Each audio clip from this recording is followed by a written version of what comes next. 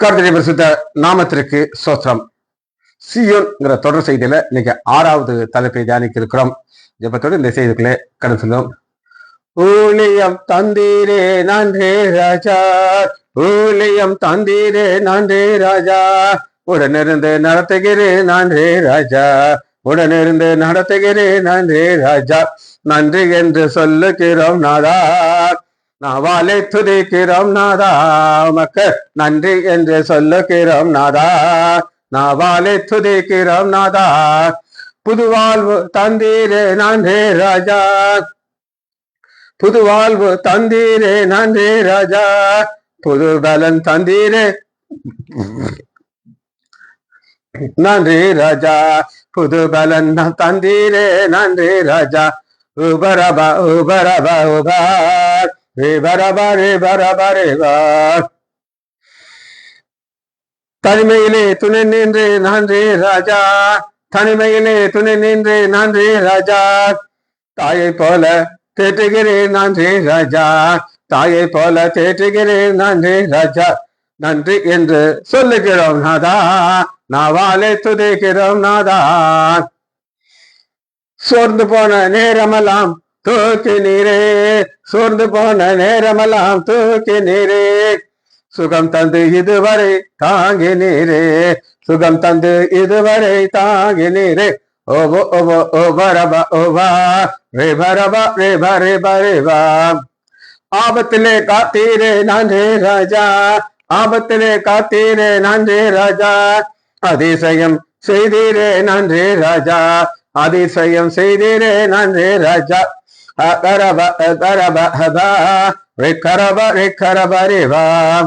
அடைக்கலமே கேடகமே நன்றே ராஜா, அடைக்கலமே கேடகமே நன்றே ராஜா, அன்பு என் ஆறுயிரே நன்றே ராஜா, அன்பு என் ஆறுயிரே நன்றே ராஜா, நன்றி என்று சொல்லுகிறோம் நாதா, நாவாலே துதிக்கிறோம் நாதா, கடந்த நாட்கள் காத்தீரே நன்றே ராஜா, கடந்த நாட்கள் காத்தீரே நன்றே ராஜா, புதிய நாளை தந்தீரே நன்றி ராஜா. இயேசுவே நாமத்தினாலே ஜெபங்கள் பிதாவே ஆமென். கர்த்தருடைய பரிசுத்த நாமத்திற்கு ஸ்தோத்திரம். பாலசுந்தரி பிரைஸ்ரார், லீலா அம்மாள் ஜெயல் பிரைஸ்ரார், ஜானகி அம்மாள் பிரைஸ்ரார். நம்ம ஒரு தொடர்ந்து செய்தியை பார்த்துக்கிட்டு இருக்கோம். அது நீர் ஊற்று. வாசிப்போம். சங்கீதம் 84வது அதிகாரம் 6-7. உருவ பள்ளத்தாக்கு, அழுகையின் கண் பள்ளத்தாக்கை உருவ நடந்து அதை நீராற்றாக்கி கொள்ளுகிறார்கள், மலையும் குளங்களை நிரப்பும். அவர்கள் சீயோனிலே தேவ சந்நிதியிலே வந்து காணப்படுவார்கள். உங்களுக்கு ஒரு மலையை காட்டினேன். அது என்ன அப்படின்னு கேட்டீங்கன்னா சம்பூரண மலை. அந்த சம்பூரண மலை வந்துச்சு நானா, அதுக்கப்புறம் பிரச்சனை இல்லை. ஒரு புதிய சம்பூர்ணமான மலையை கொடுத்தாருன்னா உங்களுக்கு ஒரு செய்தி கொடுத்தேன். போன தடவை ஒரு ரெஸ்டோரேஷன்ங்கிற ஒரு தலைப்பு கொடுத்தேன். இழந்த ஆசீர்வாதத்தை பெற்றுக்கொள்கிறது. பழைய பேர் போயிடும். பழைய என்னுடைய பேர் பாவி, குடிகாரே போய் பாஸ்டர், பாவி போய் பாஸ்டர், குடிகார போய் போதகர மாறிடுச்சு. இன்னைக்கு நம்ம பார்க்க போறது என்ன அப்படின்னு கேட்டீங்கன்னா, இவர்கள் சென்ற பாதையை திரும்ப அவங்களுக்கு காட்டுறேன். நீர் ஊற்று. சங்கீதம் 84வது அதிகாரம் 6. அதை நீரூற்று ஆக்கி கொள்கிற, நீரூற்று ஆக்குகிறாள்னா நடக்கிற பாதையில தண்ணி இல்லை. சீயோன் வர போகணும். அவர்கள் ஒரு முயற்சி செய்கிறார்கள். தங்க கையில இருக்கிற சில ஆயுதங்களை, கரண்டி எந்த ஒன்று வச்சு தோண்டி தோண்டி தோண்டி தோண்டி தண்ணி வந்துச்சு. அந்த தண்ணீர் எப்ப கிடைக்குதோ அடுத்து ஒரு பிரச்சனை வருது. அது என்ன பிரச்சனை நம்ம பார்க்க போறோம். இப்ப ஒரு இடம் இருக்குது. அந்த இடத்துல ஒரு குளம் ட்ரை காஞ்சி போய் கிடந்துச்சு.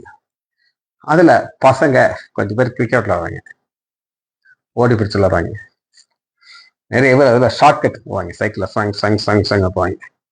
அந்த ஊருக்கு போற பாதை சுத்தி போற பாதையா இருக்கும். ஆனா இந்த குளத்து வழியா காஞ்சினால அது சல்லுன்னு போயிட்டா இருக்காங்க. இப்போ ஒரு பிரச்சனை வந்துருச்சு.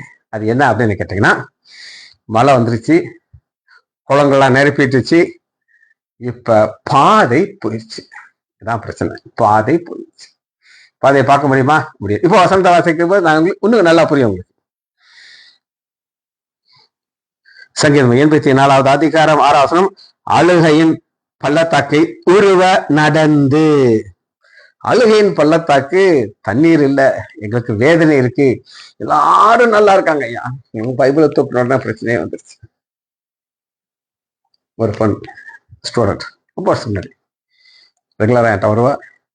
சார் எனக்கு ஒரு பைபிள் கொடுங்க கேட்டா, பைபிளில் பேரில் நான் எழுதி காட் பிளஸ் யூ நான் எழுதி சைன்லாம் போட்டு கொடுத்துட்டேன். கரெக்டா ஒரு மாசத்துக்குள்ள அவளுக்கு பயத்துல ஒரு கட்டி வந்துருச்சு. அவ லப்ரோஸ்கோப்ல போய் அதை எடுத்துட்டு வந்துட்டு அந்த பைபிளை என் டேபிள் வச்சுட்டு போயிட்டா. நமக்கு சரிப்பட்டு வராதுன்ட்டு. சில நாட்கள் நினைச்சு அந்த பொண்ணு அதே பொண்ணு திரும்ப என்னை பார்க்க வரோம். அவன் சொல்றா, சார் இங்க ஆப்ஷன் வேணா ப்ரேயருக்கு வரலாம், இல்லாட்டாலும் இன்னும் யாரும் ஒன்றும் சொல்ல மாட்டாங்க. ஆனால் நான் போய் சேர்ந்திருக்கிற நர்சிங் காலேஜ்ல 100% எல்லாரும் உங்கள் பைபிள் எடுத்துட்டு ப்ரேயர் இருக்கணும், பார்த்துக்கணும். அவ கண்ணீரின் பாதை பாதையில் நடக்கும்போது என்ன போயிருதுன்னா பாதை போயிருது. வாசிக்கிறது திரும்ப சங்கீதம் 84வது அதிகாரம் 6வது வசனம், அழுகையின் பள்ளத்தாக்கை ஒருவ நடந்து அதை நீர் ஊற்றாக்கி கொள்ளுகிறார்கள், மலையும் குளங்களை நிரப்பும். மழை வந்துச்சு, சந்தோஷம், அன்றரே சோத்திரம் சோத்திரம். ஆனா அவங்களுக்கு தெரியாது, பாதை மறைஞ்சு கூட அவங்களுக்கு தெரியாது. நடக்கணும், நடந்துக்கிட்டு தான் இருக்கணும். இப்ப ஒரு மனிதனுடைய உள்ள எப்படி இருக்கும் அப்படின்னு கேட்டீங்கன்னா, கர்த்தர் என்னை ஆசீர்வதித்து விட்டார், சாரி ஆயிரும். அப்புறம் பைபிளை தூக்குறத கொஞ்சம் கொஞ்சமா குறைஞ்சு போயிடும், உலக இன்பகத்துக்குள்ள போயிடுவாங்க. ஆனா இவங்க அப்படி கிடையாது, நடந்துகிட்டே இருக்காங்க. அதனால என்ன நடக்குது அப்படின்னு கேட்டீங்கன்னா, இந்த பாதையில நான் சொன்ன தண்ணி வர்றதுக்கு முன்னாடி அது பழகின பாதை, எப்படி போகணும்னு இருக்குது. ஆனா அந்த பழகின பாதை இப்பொழுது என்ன ஆயிடுச்சுன்னு கேட்டீங்கன்னா, நாம் தான் பாதையை கண்டு பிடிக்க வேண்டும். எந்த பக்கம் போறோம்? ஏன்னா இதுவரை பார்த்த பாதையை காணும், எப்படி நம்ம போகணும்? இந்த பாதை இது பிரச்சனை சால்வா இருந்த ஒரு காரியம், நல்லா தான் போயிட்டு இருந்தீங்க பிரதர், எல்லாம் நல்லா தான் போயிடுச்சு. இப்பதான் திடீர்னு எனக்குள்ள ஒரு மாறுதல் வருகிறது. அந்த மாறுதல் என்ன அப்படின்னு கேட்டீங்கன்னா, முன் போல் வாழ்ந்தது மாதிரி வாழ முடியாது. ஏன் வாழ முடியாது அப்படின்னு கேட்டீங்கன்னா, 7வது வசனம், சீயோனிலே தேவ சன்னிதானிலே காணப்பட வேண்டும். ஆனா மனம் என்ன சொல்லும் அப்படின்னு கேட்டீங்கன்னா, ஆண்டவரே தோண்டி என் கையெல்லாம் காய்ச்சி போச்சு, காலில் வீக் ஆயிடுச்சு, சோர்ந்து போயிட்டேன். எலியா சொன்னது போல இனி என்னால் முடியாது, சூரச்செடி கீழே போய் உட்கார்ந்தாச்சு. ஏன்னா பாதை தெரியல அவருக்கு. எசபெல் கொல்ல போறேன் அப்படின்னு சொல்லிட்டார். நீ சோழி முடிஞ்சிச்சு, நாளைக்கு இந்த நேரம் டைமை பிக்ஸ் பண்ணிட்டா. இப்ப முன்னாடி போக தெரியல. ஜோபனும் என்ன பண்ணாரு, சூரச்செடிக்கு போய் படுத்துக்கிட்டாரு. அதைத்தான் அப்படி இருந்தானா அது கோல்ல போய் சேர முடியாது. இன்னைக்கு அன்னைகளுடைய லக்கு மாறி விடுகிறாங்க. லக்குங்கிறது என்ன அப்படின்னு நான் சொல்றேன் உங்களுக்கு.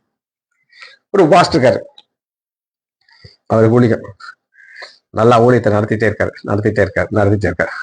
இல்லையா, வசதிகள் வந்துச்சு, கார் வாங்கிட்டாரு, சபை மேல கட்டியாச்சு, ஏசி எல்லாம் போட்டாச்சு. இப்ப இந்த பாஸ்டர் உபவாசம் இருப்பாரா? இருக்க மாட்டார். நான் சொல்றேன், நான் கேட்டதுக்கு மேலே கொடுத்துட்டாரு. என் பையனையும் நான் பாஸ்டர் ஆக்கிட்டேன். அடுத்து பையன் என்ன செய்வாரு, என் சீட்ல உட்கார போறேன், நான் கொஞ்சமா நான் ரிட்டையர் அப்படின்னு சொல்லி அந்த கோல் மாறிடுது. இதற்கு காரணம் என்ன அப்படின்னு கேட்டாங்கன்னா, சடன் பிளஸிங். மழை ஆசீர்வாதமா? எஸ், ஆசீர்வாதம். ஆனா அதே மழை என்ன செஞ்சிருச்சுன்னா பாதையை அழிச்சு விட்டுருச்சு. இவ்வளவு நாள் நம்ம போயிட்டு இருந்த அந்த பாதை, வெட்டாந்திர பாதையில இது கிடையாது. பாதை போன உடனே திடீர்னு பிளஸிங் போயிடுச்சு. நம்ம ஆண்டவருக்கு நன்றி சொல்லணுமா? சொல்லக்கூடாது, நன்றி சொல்லணும். ஒருத்தர் விருதுநகர்தான் இருக்காரு, பிரதர் கதிரேசன் அப்படின்னு ஒரு சகோதரர். அவரு ஒரு நாள் அவங்க வீடு அவரு ஹைதராபாத்ல செட்டில் ஆயிட்டாரு. வந்து ஒரு பஸ் ஸ்டாண்ட்ல இறங்குறாரு. இறங்குனவரு ஒரு ஸ்லாப் மாதிரி போட்டிருக்காங்க. அது அவரு காயலை. அது மேல காலை வச்சாரு. கால் புல்லுன்னு உள்ள போச்சு. உள்ள போனோன்னா கஷ்டப்பட்டு மக்கள் அவரை தூக்கி வெளியே வச்சு பஸ்ஸில் உட்கார வச்சு விருதுநகர் வந்தோடனே ஃபோன் அடிச்சாரு. என்னை எங்கேயாவது கூட்டிட்டு போயா, நான் அது மாதிரி ஆகி போச்சு. பைபாஸ்ல அவர் இறக்கி விட்டுட்டு பஸ்ஸும் போயிடுச்சு. இப்பத்தான் பாதையெல்லாம் போச்சு. நான் என்ன பண்றது, எனக்கு வேலையில நிறைய இருக்கே அப்படின்னு சொல்லி மனம் பதறி கொண்டு இருந்துச்சு. அடுத்த நாள் எங்க ஹாஸ்பிட்டல இவர் கொண்டு படுக்க வச்சிருக்காங்க. இவர் யாருன்னு எனக்கு நல்லா தெரியும். என்னைய பார்த்தோன்னா பிரைசலாடு டாக்டர் அப்படின்னு அவர் சொல்றாரு. என்னையா இவரு நம்ம திருமட்டி நாடாருக்கு சொந்தக்காரர் பட் பிரைசலாடு சொல்றாருன்ட்டு நான் கேட்டேன், ஏன் உங்களுக்கு ஜவ்வு அடிபட்டிருக்கு, நீங்க ஒரு 2 நாள் 3 நாள் எங்க ஆஸ்பத்திரியில் இருக்கலாமா அப்படின்னு நான் ஒரு கேள்வி கேட்டேன். அதுக்கு அவர் என்ன சொல்றாரு அப்படின்னு கேட்டீங்கன்னா, சொன்னார், எனக்கு நீங்க ஒரு பைபிள் கொடுங்க, நான் எவ்வளவு நாள் உங்க கூட இருக்கேன். ஆவியானவர் பேச வச்சார். வந்தது காலில் அடிபட்டு பாதை தெரியாம வந்தாரு. 1.5 வருஷம் எங்க கூட இருந்தார். அவ்வளவு தூரத்துக்கு வேதத்தை நான் இப்ப என்னாச்சு கேட்பேன், இந்த வசனத்துக்கு என்ன விளக்கம், அது விளக்கமா, என்ன விளக்கம், வசனம் இருக்குல்ல அப்படின்னு சொல்லி அவருக்கு விளக்கங்கிறத என்னென்ன தெரியாத ஸ்டேஜ் வந்தார். இப்ப பல இடங்கள்ல போய் ஊழியத்தை செய்தார். இதுதான் பாதை. அந்த காலில் உள்ள விழும்போது எல்லாமே போச்சு. வழியெல்லாம் ஆஃப் ஆனது தெரியும். ஆனா நம்மளுக்கு நடக்க வேண்டிய ஆண்டவர் நமக்கு கிடைச்ச ஆசீர்வாதத்துல நம்ம மூழ்கி போய் விடக்கூடாது. ஆண்டவங்களை ஆசீர்வதிப்பார், சந்தேகம் இல்லை. அதுல மூழ்கி போய் விடக்கூடாது. சரி,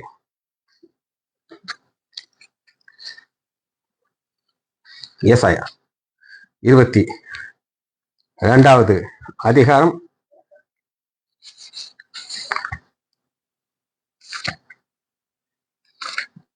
22:15.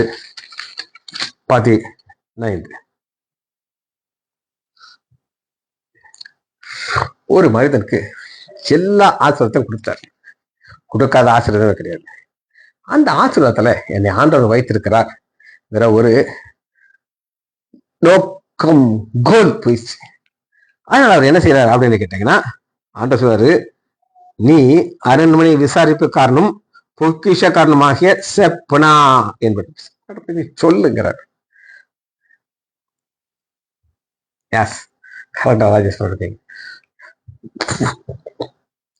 கேட்டுக்கணும். ஆண்டவர் செப்னாங்கிற ஒரு மனிதனை ஒரு உன்னதமான இடத்துல ஆசீர்வாதமா வச்சிருக்கிறார். இது என்ன செய்யலாம் அப்படின்னு கேட்டீங்கன்னா, செய்யணும்னா பணம் இருக்குதுங்க, பவர் இருக்கு.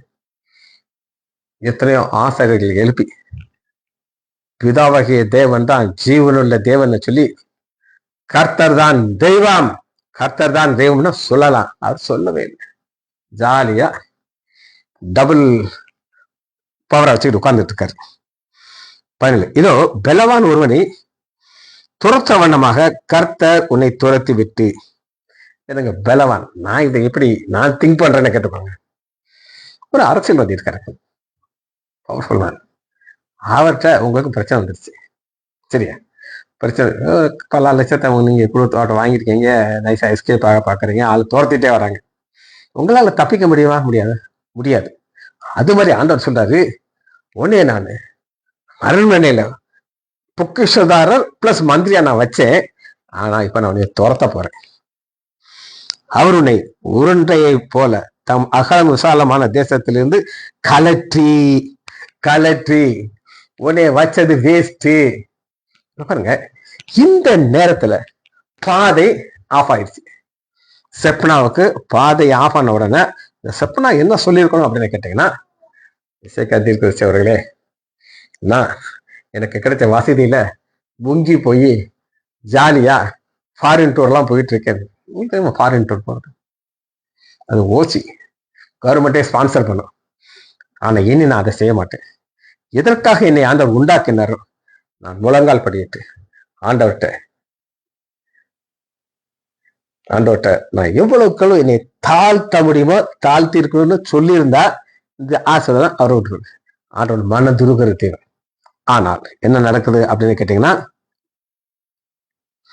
அங்கே நீ சாவாய். இதை விட ஒரு எச்சரிப்பை கொடுக்க முடியுமா?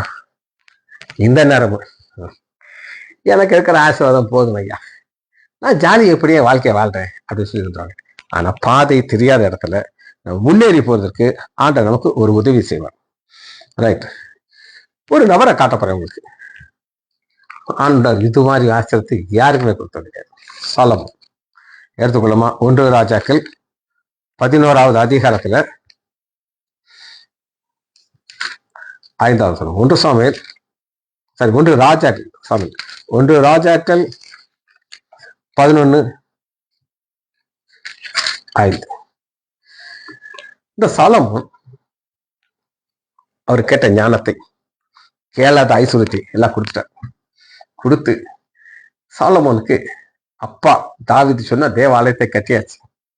கெட்டினவர் இப்ப குளம் நிரம்பிருச்சு, மழை பெஞ்சு முடிஞ்சிருச்சு, யாரும் என்னை அசைக்க முடியாது.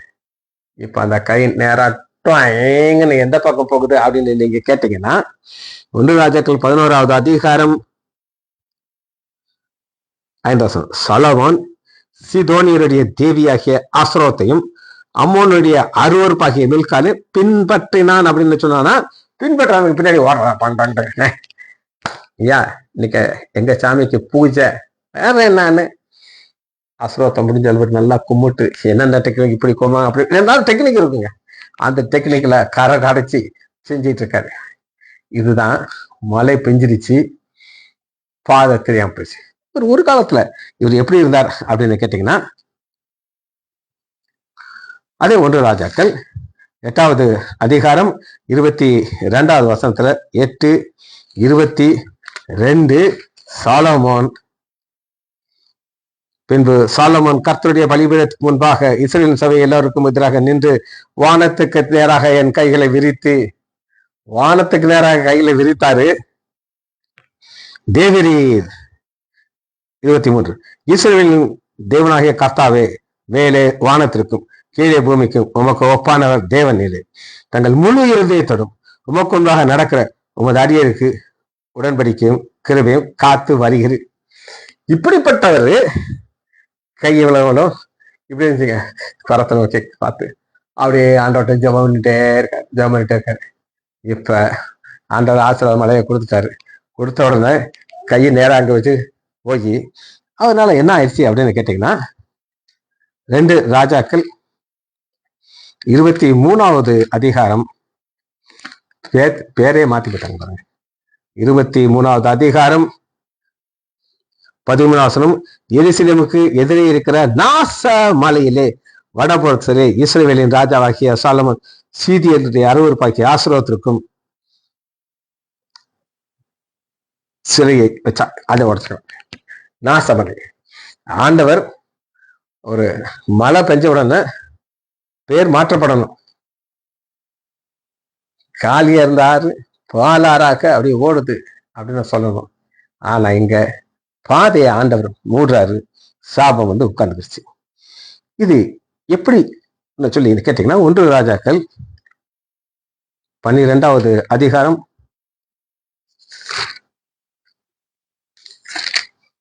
1 ராஜாக்கள் 12வது அதிகாரம் 30வது வசனம். இந்த காரியம் பாவமாயிற்று, ஜனங்கள் இந்த கன்றுக்குட்டிக்காக தான் மட்டும் போவார்கள். ராஜாக்கு ஆண்டவர் வந்து உசிதமா அதை கேட்காமலே கொடுத்தார். கேட்காம கொடுத்த உடனே இவர் ஒரு பாதையில போகணும். இந்த பாதையில போறதுக்கு இவர் என்ன செய்யணும் அப்படின்னு கேட்டீங்கன்னா, ஜீவனுள்ள தேவன் தான் யெகோவா தேவன், அவர் என்னையே ஆசீர்வதிச்சு உயர்த்தி வச்சிருக்கிறார் அப்படின்னு சொல்லாம அந்த பாதையை கன்றுக்குட்டியை தூக்கி உள்ள வச்சிட்டாரு பாருங்க. 11வது அதிகாரம் 26 11:26. இவன் யார் அப்படின்னு கேட்டீங்கன்னா, யெரொபெயாம் என்னும் சாலோமோனுடைய ஊழியக்காரனும் ராஜாவுக்கு விதமா கையிருத்தான். ஊழியக்காரன், வேலைக்காரன் இருக்கும் பொழுது ஆண்டவர் என்ன செய்யறாரு அப்படின்னு கேட்டீங்கன்னா, இவனை 10 கோத்திரத்தை கொடுக்கிறாரு, வச்சுக்கோப்பா அப்படின்னு கொடுக்குறாரு. ஆனா இருக்கு அது மேல ஆசை கிடையாது. 12 கோத்திரத்துல 10 கோத்திரத்தை கொடுத்தாரு. முழங்கால் போடுறத விட்டுட்டு ஆண்டவர் விரதம் பெற்றார். கேட்டுக்கோங்க, நமக்கு ஒரு பாதை ஆண்டவர் கொடுக்குறாரு, அது நம்ம போக வேண்டியது நம்முடைய ஒரு கடமை. 11வது அதிகாரம் 29வது வசனத்தை நான் வாசிக்கிறேன். சில வசனங்கள் நம்ம வாசிக்கணும்.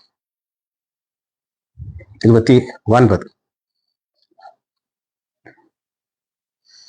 அக்காலத்திலே எரோபியாம் எருசலேமிலே வெளியே போய் சீனாதபர் அஹாயா அவரே தேடி வர்றாரு.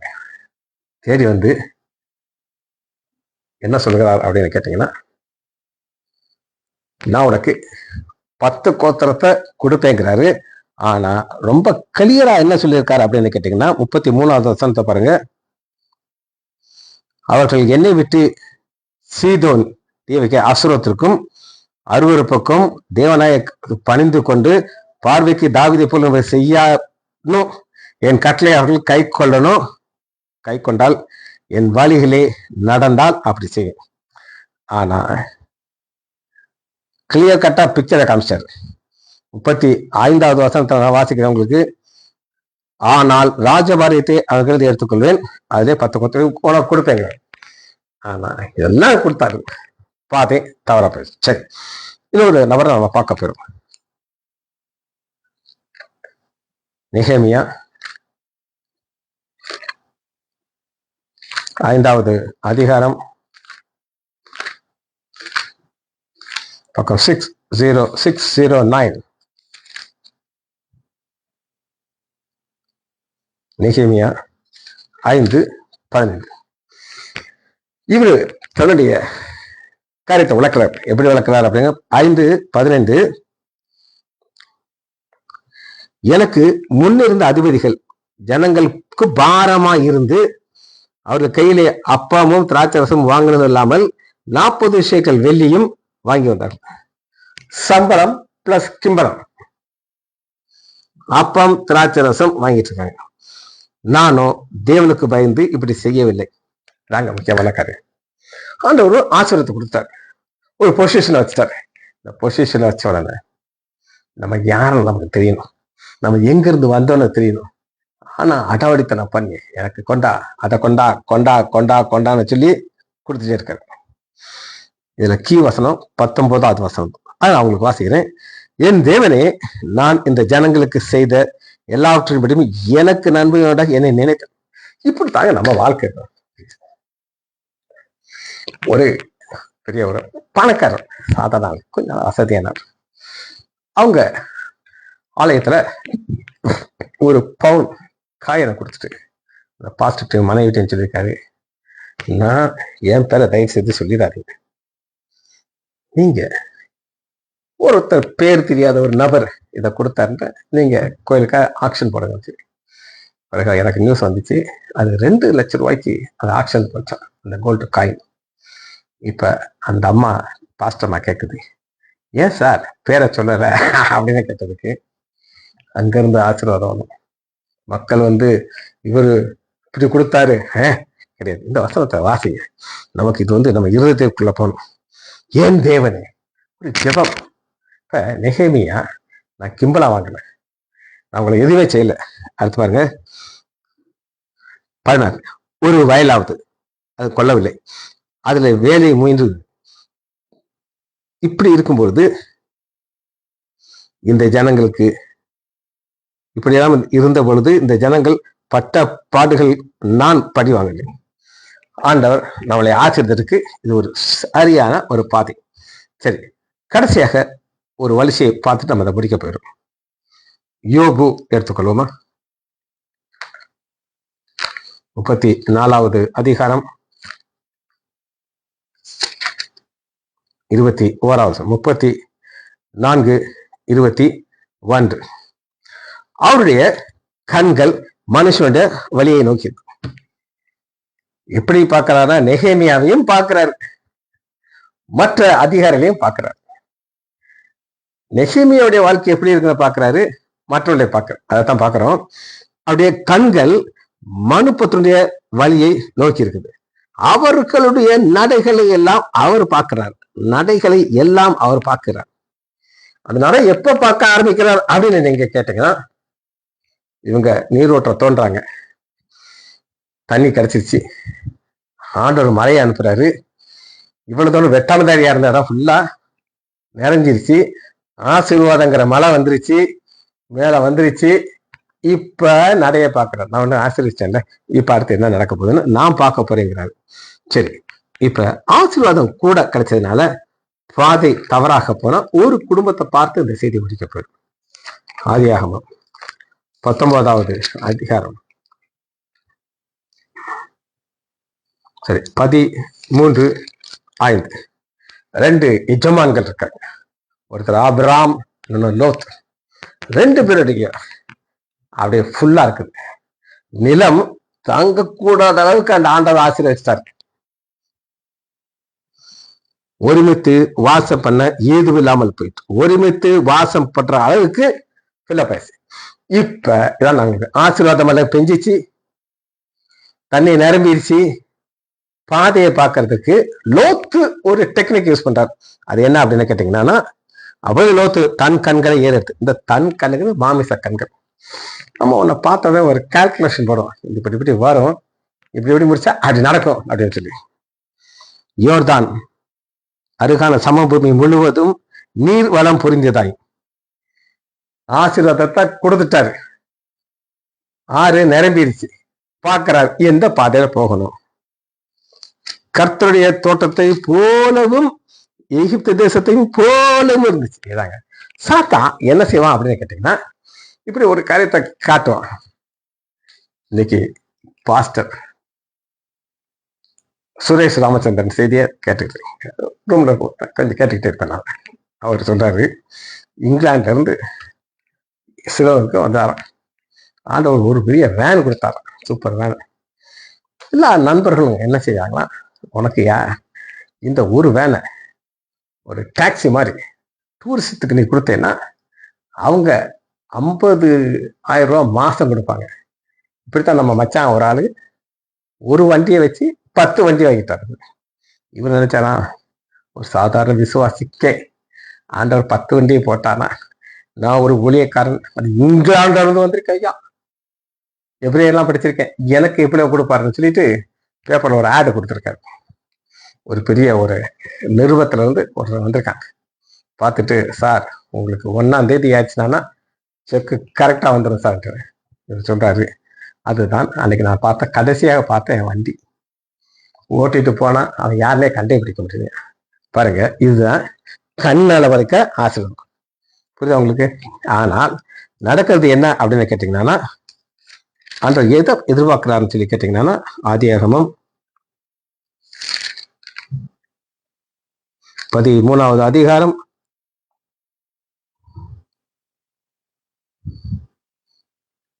14. லோத்து ஆபிரகாமை விட்டு பிரிந்த பின், அதுவரை நீ பெஸ்ட் நீ எடுத்துக்கோப்பா, 2வது நான் எடுத்துக்கிறேன்னு சொல்லிட்டு போனதுக்கு அப்புறம் என்னைய ஆண்டவர் எப்படி ஆசீர்வதிக்க போறாரு அப்படின்னு கேட்டீங்கன்னா, கர்த்தர் ஆபிரகாமை நோக்கி உன் கண்களை ஏறெடுத்து நீ இருக்கிற இடத்திற்கு வடக்கு தெற்கு கிழக்கு மேற்கு நோக்கிப்பார். அவர் பார்த்தது ஒரு ஸ்கொயர் சமபூமி. ஆண்டவர் சொல்றாரு, உனக்கு நான் ஆசீர்வாதத்தை காமிச்சிட்டேன், இனி நான் தான் உன்னை நடத்துறேன். இன்னைக்கு அநேகர் தாங்களாவே நடந்து போகணும்னு நினைக்கிறாங்க. ஆனா இது அப்படி கிடையாது. ஆசீர்வாதத்தை கொடுத்துட்டாரா, ரொம்ப ஹாப்பியா இருக்கோமா, அப்பதான் பிரச்சனையே வருது. ஜெபிச்சு படிப்போமா. மகா இரக்கமும் கருவேமுள்ள பிதாவே துதிக்கிறோம் ஐயா. குளங்கள்ங்கிற செய்தியில இந்த கடைசி செய்தியை சொல்ல நன்மை பாராட்டினேன் ஐயா. இந்த சியோன்கிற செய்தியை தொடர்ந்து நாங்கள் தியானிக்க உதவி செய்யுங்க ஐயா. பிள்ளைகள் ஒவ்வொருவரையும் என் ஆண்டவராகிய இயேசு கிறிஸ்துவின் நாமத்தினாலே ஆசீர்வதிக்கிறேன். இயேசுவின் நாமத்தினால் ஜெபங்களுக்கு தாவே. ஆமேன், ஆமேன், ஆமேன்.